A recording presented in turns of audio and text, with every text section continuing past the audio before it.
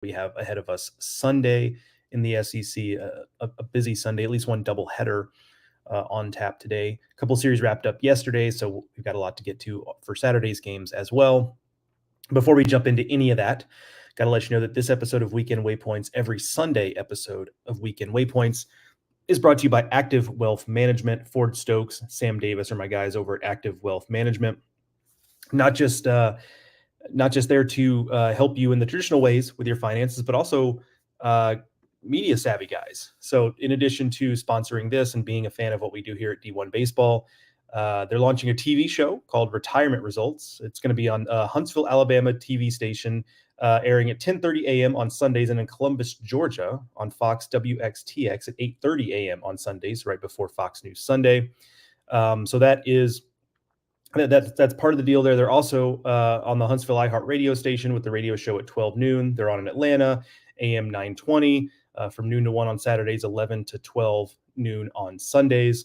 So Ford also writes, articles for Forbes.com. So I got a lot of media things going on there in addition to, just kind of his traditional stuff there, helping you with your finances. And as always, we have our call to action there at the bottom. Visit activewealth.com, click schedule a consultation to get a free 401k review, which is a $1,500 value at no cost to you.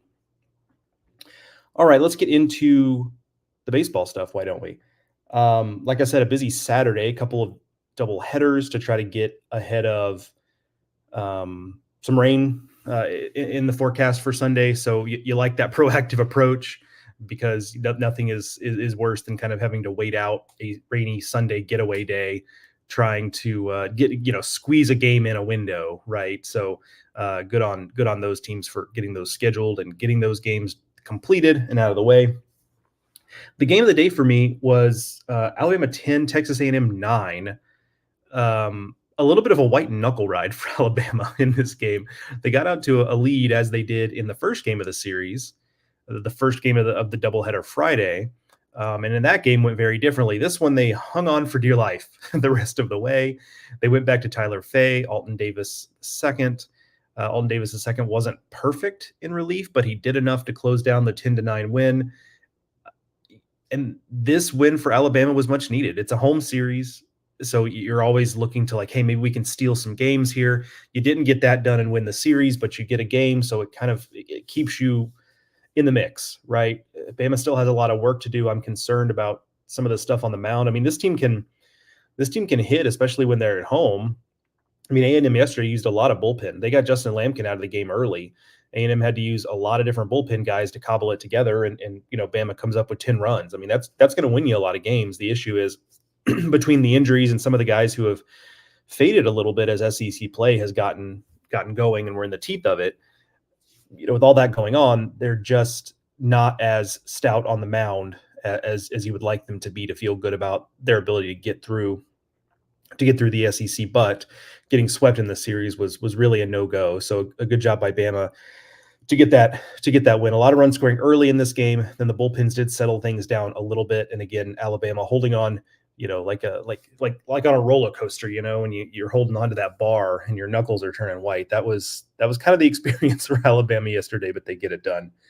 Let's catch up on some of these comments here. We had some come in really quickly today. David Macias on YouTube has Tennessee with the praying hands. Big win for the Vols yesterday. We'll talk a little bit more about that as the show goes on here. But good effort to get punched in the mouth on Friday, right? I mean, big emotional win for Kentucky in front of a record crowd, all that stuff, right? And then Tennessee comes out and scores 5 runs in the first inning. The first 7 batters reach base. The first 2 batters hit home runs. So just an incredible answer by Tennessee, and it showed. And I wrote this after the game yesterday that 2 things can be true, right? I mean, I wrote on Friday, hey, Kentucky showed Omaha upside. That's still true, but Tennessee proved yesterday that hey, we've been at that level and we're still here, and so we have the fortitude to come back, not only the skills to come back and win a game like that, but also the mental side of it to take that kind of blow on Friday and then come back and play well Saturday. We'll get into some of the details here in just a minute. James Gillum on YouTube says Carolina is the best, slightly above average team in the world, 500 in conference. Yeah, I think that's kind of what they are. They strike me as this year. There's always a team or two like this in the SEC where they tend to win the games that they should, especially at home, and against the teams that are kind of a cut above, they struggle to get a result. But they do enough to kind of to stay viable, right? And so they get a win against Arkansas. It did come in the game Eli Jones pitched, even though he didn't last as long in that game as you would normally expect him to. So yeah, I think that assessment's about right.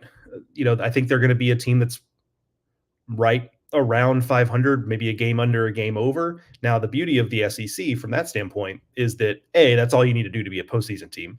And then B, I mean, if you're 2 games above 500, right, in the league at 16 and 14, you're in the hosting mix if your RPI is good enough. And I don't have their RPI stuff in front of me, but so the beauty of it from that standpoint is like all you kind of have to be is slightly above average within the realm of the SEC to be in position to maybe play home baseball in June. So, I mean, that's so. While I agree with your point generally, I see it as, hey, you know what, that's not a bad place to be, and then if you can steal some wins down the stretch, maybe you can be in even better position. MR Mudden on YouTube says, WPS Woo Pig Suey. Yeah, got the job done yesterday. Split a doubleheader. Hard to sweep doubleheaders, so that is that's that's kind of the expected result, I would say. Especially on the road, but they get the series win. That's all you're really looking for on the road, especially on a series when you have a doubleheader. So good stuff there from Arkansas. And then Jordan Shields on YouTube and on X. Bad day to be a Wildcat, Joe. I'm assuming Jordan is a Tennessee fan there. Yeah, we'll see, right? Looking forward to that one. Mason Moore on the mound for Kentucky. He wasn't good last weekend against Auburn, but had been pretty good before that. So we'll see which Mason Moore we get. Xander Sechrist on the mound for Tennessee. He's been a little bit of a revelation in the rotation. He's not a guy you look at and see a traditional SEC weekend starter. It's from the left side. It's a funky slot. It's mid to high 80s fastball. That's not what you're typically looking for with like an SEC weekend starter, but he's gotten the job done. So I'm interested to see what he can do today. One more comment here. Sam Smith on YouTube. I was told Tennessee couldn't hit homers in a big park. Well, I'm sure there were some fans out there that were saying that. I certainly would never, wouldn't have, that was something I was not concerned about from Tennessee's standpoint. I mean, I thought, this ballpark plays bigger, and there were some balls Tennessee hit, by the way, Friday that didn't go out, that might have gone out in some other instances. So it is a bigger ballpark. That's a fact. But yeah, when Tennessee squares the ball up, like they can hit a home run in any ballpark in America. They're just that physical. We saw it yesterday. I mean, the Blake Burke home run was just absolutely crushed.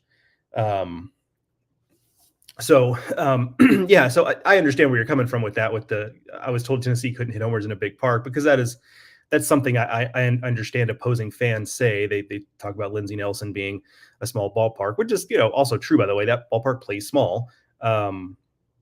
So regardless, we saw Tennessee's physicality yesterday. They were able to get it done in a bigger ballpark, right?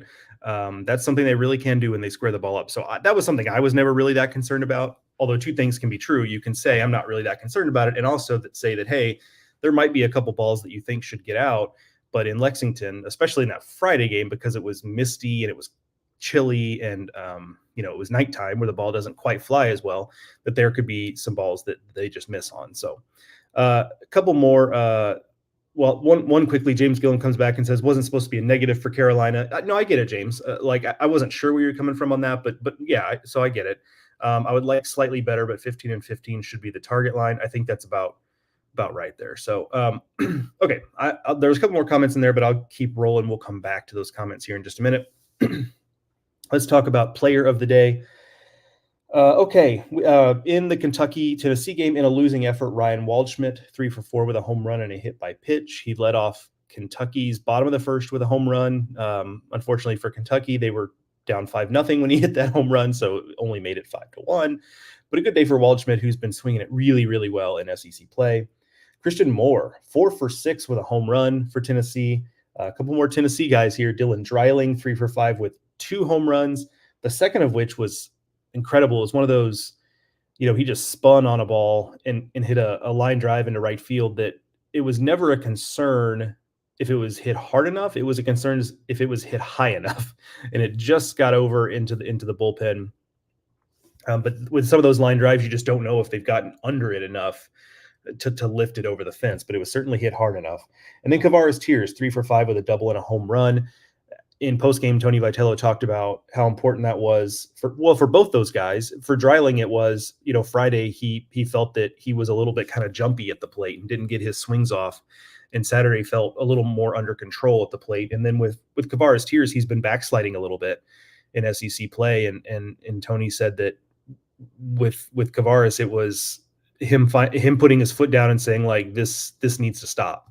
Like, this is the end of it. I'm going to get going. And he has a 3 for 5 day at the plate. Swung with the double and a home run. Swung the bat really, really well in that one. So again, we saw the as I wrote after the game Saturday, and if you haven't read it, go check it out at d1baseball.com.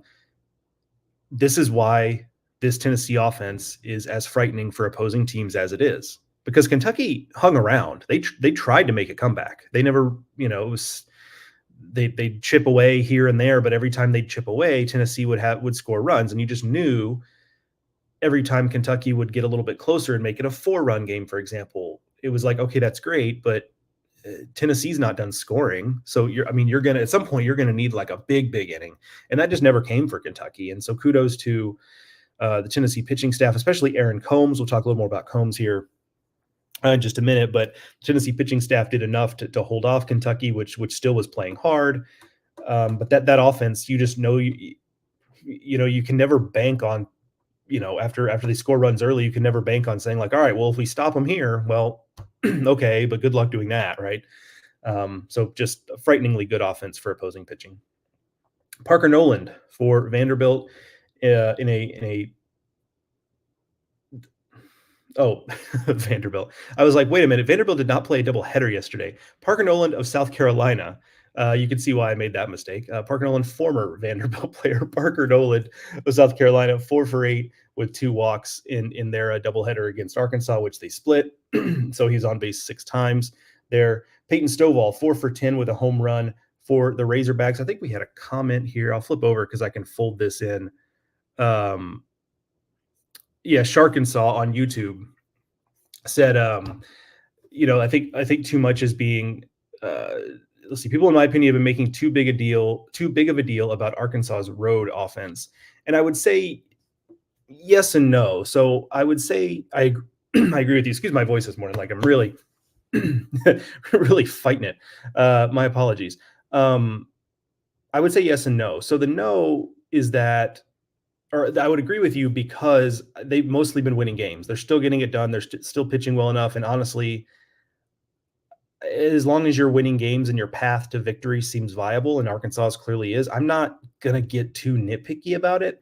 But on the other hand, I do think if you're going to look at, hey, where's this team vulnerable? I think you can look at that and say they've shown in games where they don't get pristine pitching. And most of the time they do, frankly, right? But when they don't, it's a harder path for them. And so that I think, so yes and no. I do think maybe too much is being made about it because it seems like a lot of worrying about something that really hasn't come to pass, except for in the series against Alabama. And like every team in the SEC is going to lose a series and it's probably going to be on the road.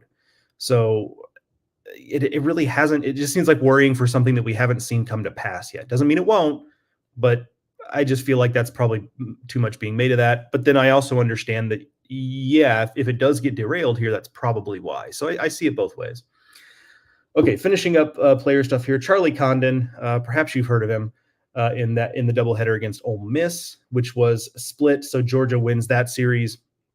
Again, it felt like a series that, hey, Georgia, if you're serious about being a postseason team here, this is a series you win at home. They did that. They split the doubleheader. Charlie Condon, 6 for 10, 3 doubles, 2 home runs. I don't know what else to say. We said it about a million times. I will say, interesting SEC Player of the Year stuff, which then by proxy means like National Player of the Year stuff, because that's just kind of anybody who is in contention for SEC Player of the Year is also probably in the talk for National Player of the Year. With what Jack Caglione has done with hitting home runs in in all those consecutive games, has gotten him up to the point where his power numbers are now like kind of in that same realm. Condon's hit for a better average. So like there's layers here, but it looked like Charlie Condon was going to run away with this thing, and he still might. But Caglione has made a nice little push for it to make it competitive. And I'm sure there's other guys, in the mix there. I'd have to look at a full stat breakdown to give you that detail. But regardless, big day for Charlie Condon again. Tyler Shelnut in a win that Florida got against Vanderbilt to salvage a game in that series. 2 for 5 with a double, a home run, and 5 RBIs. Still kind of waiting on Florida to look different, to maybe steal some wins. Again, they salvage on the road, so okay. And they're not. Florida's one of those teams that the negativity, which I understand, like I'm not hand waving away the negativity, like I understand, but also they're not in as bad a shape. It feels like the negativity for them is similar to, LSU or Ole Miss, especially before last weekend. But Florida's still like in good shape to be a postseason team. It's just, the expectations before the season were such that feels like and is a disappointment. But it's important to understand that we're talking about different things here. So Florida's in a position where it's still in pretty good shape to be a postseason team, not great shape. They still have work to do. But if they get hot, they could, if they get hot, they could be a lot going into Hoover. And then, as I mentioned yesterday, somebody asked, can Florida host? And I say it's going to be tough in part because of RPI issues. Getting hot, winning the SEC tournament, doing something like that could be a path to at least getting in the conversation. But again, we still kind of are waiting for them to flip some sort of switch, and it just hasn't happened. And as time goes on, you just have to maybe be intellectually honest about maybe it's not in the cards. But Shelnut, big day, 2 for 5, double home run, 5 runs batted in. The player of the day, though, first I'm going to talk about a couple of his teammates. For Alabama, Matt Gussetti, 2 for 3 with a home run, 5 RBIs. In that, as Alabama salvaged that last game from A&M. TJ McCants, 3 for 5. Cade Snell is your player of the day, 5 for 5 with a home run. And that's part of like a larger resurgence for Cade Snell. There was an injury concern early in the season, so he got off to a slow start. It took him a while to get going, but the dude can really hit. Like if you look at his JUCO numbers and the reports of him coming out of junior college was that, hey, this guy can really hit. It took a while for him to get there and for us to see it, but now it seems like we're seeing it. A 5 for 5 day certainly suggests that we're starting to see it. So he is our player of the day. All right, a lot of comments here, so we are going to fly through some of these. Okay, Jeremy Scott on Facebook, Roll Tide, got 1 win this weekend and 1 last night in softball. Yep. Armstrong Grappling, LSU lost game 2 purposely to give the spotlight to the gymnastics team winning the Natty. I respect that, Joe. Absolutely, Armstrong. You know what? Taking a dive, LSU losing that game to Missouri to make sure that the gymnastics team national championship gets the spotlight it deserves. I too respect that, Armstrong. Great point. Carl Dunn on YouTube. First, congratulations to former LSU player and Ole Miss coach Mike Bianco on 1,000 wins. Yes, that should be said. 1,000 wins, 900 of them at Ole Miss. That's kind of interesting symmetry that it's exactly 100 wins apart. That's kind of clean and nice there. My Tigers came back, but it was too much at the beginning, and Holman had a bad game. Yeah, I mean, Mizzou winning the game in which Luke Holman started for LSU was a surprise to me. Mizzou got off to a strong start. LSU woke up and tried to come all the way back, couldn't quite do it. You knew sweeping. We talked about, hey, it kind of feels like LSU needs a sweep, but good luck. Even though Missouri is the least, no disrespect, but the least talented team in the conference. You just don't expect sweeps on the road, and Columbia, Missouri is kind of a weird, tough place to play. Just ask the Gators, like things happen there. Josh Tigert said, not Vandy. He's referring to my Parker Noland deal earlier where I referred to him as being on Vanderbilt. Whoops, I corrected myself there. Jordan on YouTube says Stovall has been great for the Hogs. Absolutely.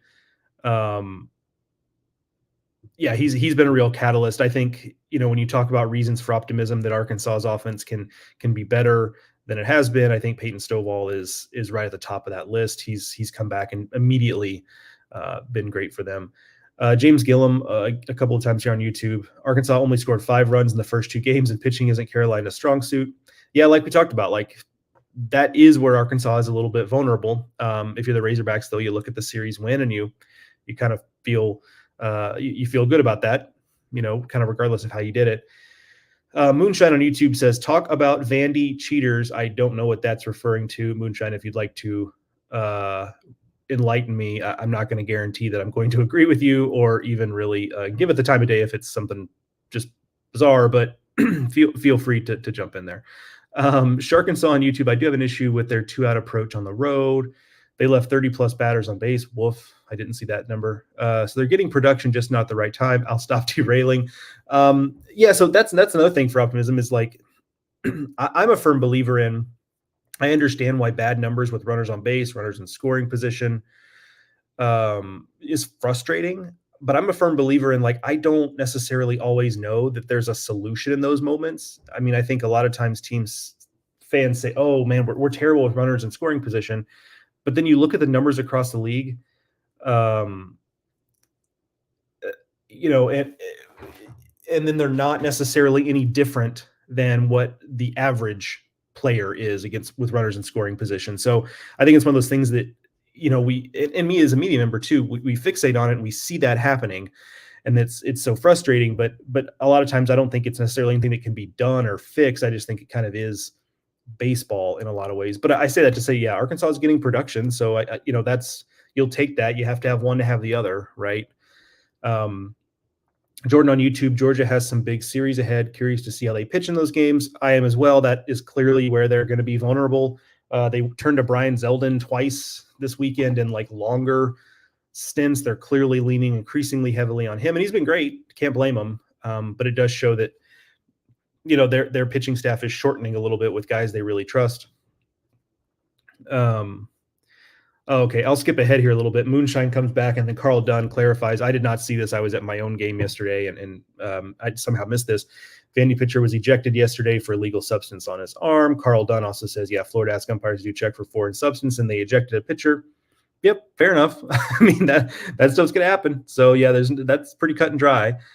So, yeah, don't do that. That's all I got there. I'll have to inquire as to a little bit more about that and see what's what. But if more comes of it, obviously we'll talk about it here later in the going into next weekend, I suppose. Condon Cags, Braden Montgomery. This is Josh Tiger on YouTube. Yep. Hagen Smith. Yep. Yeah, those are guys that are going to be in the mix as well. Jordan on YouTube. Florida still has that A&M series win, referring to, hey, Florida is in better shape than you might think, given the negativity. Yeah, I mean that series win against A&M is going to age pretty well. So yeah, you still have that to hang your hat on, and it does show also that, hey, this A&M wasn't playing as well then as they are now, obviously, but it does still show that, hey, like this team can beat just about anybody in the country when they play well enough. That's been the struggle, though, of course. All right, let's talk pitcher of the day. I mentioned Aaron Combs in a relief effort for Tennessee. 4 2/3 innings, 3 hits, no runs, no walks, 7 strikeouts. He's a guy who's interesting. There was an injury. He was nicked up earlier this season. He had to kind of change his delivery on the fly. He was working with a different delivery in the fall. Then it turns out that the way he was going to deliver the ball was actually technically illegal. We didn't get details on that. Maybe some of the local Tennessee beat guys have talked about that or have written about that or know more. But when his stuff is really interesting. Like it's a low 90s fastball. I think there'll be, when he's at his best, I think maybe it's a tick higher into the mid 90s, but the pitch to know there is just a super high spin curveball that when he has full control of it, like he did yesterday, he's basically unhittable. Christian Moore in postgame described it as disgusting and gross. And that's fair. I think Kentucky's hitters would describe it that way too, because he was dominant once he came in. Gave him 4 2/3 innings, which is a career high, 7 strikeouts. Also his career high. Brady Tigert for Arkansas, good outing there. 6 innings pitched, 4 hits, 2 runs, 2 walks, 6 strikeouts. big on a couple levels. One, Mason Molina had a relatively short start, so you kind of needed to make up some innings somewhere. Tiger giving you 6, a big deal there for Arkansas. Liam Doyle for Ole Miss, 5 innings pitched, 3 hits, 2 runs, 1 walk, 8 strikeouts. Good effort there in his Ole Miss start. Talked to David Eckert earlier this week from the Clarion Ledger about Liam Doyle, and he's bullish on, hey, this guy, he has the stuff to be an ace if he can put it all together. I tend to agree. I just don't know if there's going to be enough time this season for Liam Doyle to kind of make that type of jump. We'll see. But he is an interesting guy as a sophomore, like what next year looks like. You could go into next year and Ole Miss feeling pretty good about Liam Doyle at the front of the rotation. Certainly he misses enough bats to be a high-end SEC starter. Another note there, just in that Ole Miss Georgia series, JT Quinn for Ole Miss, Matthew Hoskins, and Charlie Goldstein, both for Georgia, all pitched. Those are all guys who are coming back from injuries, guys who those pitching staffs could really use to give some additional depth. So thought that was notable. For Florida in relief, Fisher Jameson, 3 1/3 innings pitched, 1 hit, no runs, no walks, 6 strikeouts. Good stuff there for him, much needed for a Florida team that's also looking for more bullpen options. And Javen Pimentel for Missouri, 5 innings pitched, 2 hits, 1 run against LSU, got Missouri off to a good start there. The bullpen for Missouri was a little more vulnerable, but Pimentel set the table for Missouri to get that win yesterday over LSU. The pitcher of the day, though, is another reliever, Colton Smith for Georgia. And I say this for a couple of reasons. One is because Georgia, again, is looking for guys like this to step up, but the numbers also really good. 10 up, 10 down, so 3 1/3 innings, perfect, 6 strikeouts for Colton Smith. He was also excellent in that way out of the bullpen last weekend. I thought that maybe that might suggest that we see him in the weekend rotation this weekend. Obviously, that did not come to pass. I think that's still on the table moving forward at some point. We'll have to see. Certainly a good effort on Saturday. Real quick, the game of the day. We have a 7-inning doubleheader. I guess it's plural games of the day. 7-inning doubleheader between Auburn and Mississippi State. I bring this up and pick this because these 7-inning doubleheaders add some volatility to doubleheaders. And if you're Auburn and you're struggling on the mound, the idea that you only have to cover 14 innings today instead of 18 innings does make them a little more viable, right? So if you're Mississippi State, this is at home, so that helps, but you've got to come out and play well. This is I don't want to say a must-win series for Mississippi State, but I mean, kind of though, right? If you want to keep pace, if you want to feel optimistic about it, this is your opportunity to get a series win against the team with the worst record in the SEC right now. And so you felt good about that in general, but a 7-inning doubleheader, those things can get wonky. I think every SEC fan, if I were to poll all of you guys in the comments, has at least one memory from your program playing a Sunday 7-inning doubleheader, because that's the rule in the SEC. Sunday doubleheaders are 7 innings. I think everyone has a memory of one nightmare Sunday doubleheader where things just didn't go right from the start. In the blink of an eye, you'd lost both games. So that's kind of the risk there for Mississippi State. Be interested to see how that ends up playing out when it's all said and done. Final comment here. Carl Dunn, big game for LSU today. LSU was 2-10 on the road. Oof, that's not going to get it done. OMG. That's Carl OMG. I'm still holding the flag, but it's tattered and torn. LOL. Thinking Herring is starting, but who knows?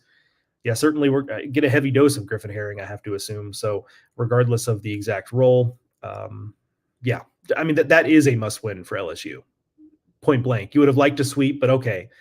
At least we did the bare minimum here with a series win if they win today. So yeah, that is a big game for LSU, which is, it kind of tells you where they are, that, you know, that what you split it, you're getting a series win after splitting the first 2 games is the biggest potential game for LSU so far this season. But that's where they're at. That's the reality. So it is what it is.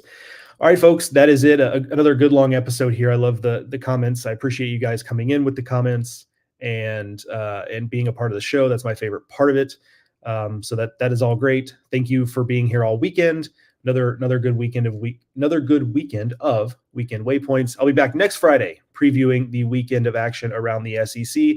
Enjoy the baseball today, folks. I'll talk to y'all soon.